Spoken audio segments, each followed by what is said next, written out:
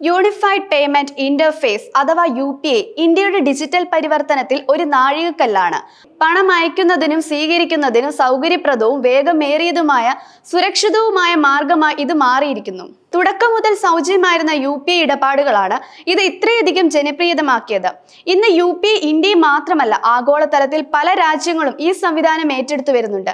UPI ഇടപാടുകൾക്ക് നേരിട്ട് charge ഈടാക്കുന്നില്ലെങ്കിലും fintech ഭീമമായ Google പേയും phone പേയും കഴിഞ്ഞ വർഷം ഒരു ഭൗതിക ഉൽപ്പന്നവും വിൽക്കാതെ 5065 കോടിയിലധികം രൂപ സമ്പാദിച്ചെന്നത് പലരെയും അമ്പരപ്പിക്കുന്ന ഒരു കാര്യമാണ്. വിശ്വാസം, സ്കെയിൽ നവീകരണം എന്നിവയിൽ വേരൂന്നിയ അവരുടെ തനതായ ബിസിനസ് മോഡലുകളാണ് ഈ വരുമാന രഹസ്യം ഒളിഞ്ഞിരിക്കുന്നത്.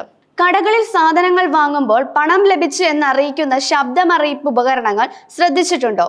ഗൂഗിൾ പേ, ഫോൺ പേ പോലുള്ള കമ്പനികളുടെ വരുമാനത്തിന്റെ ഒരു പ്രധാന ഭാഗം ഈ ഉപകരണങ്ങളാണ്. ഈ ഉപകരണങ്ങൾക്ക് പ്രതിമാസം 100 രൂപ വാടകയുണ്ട്.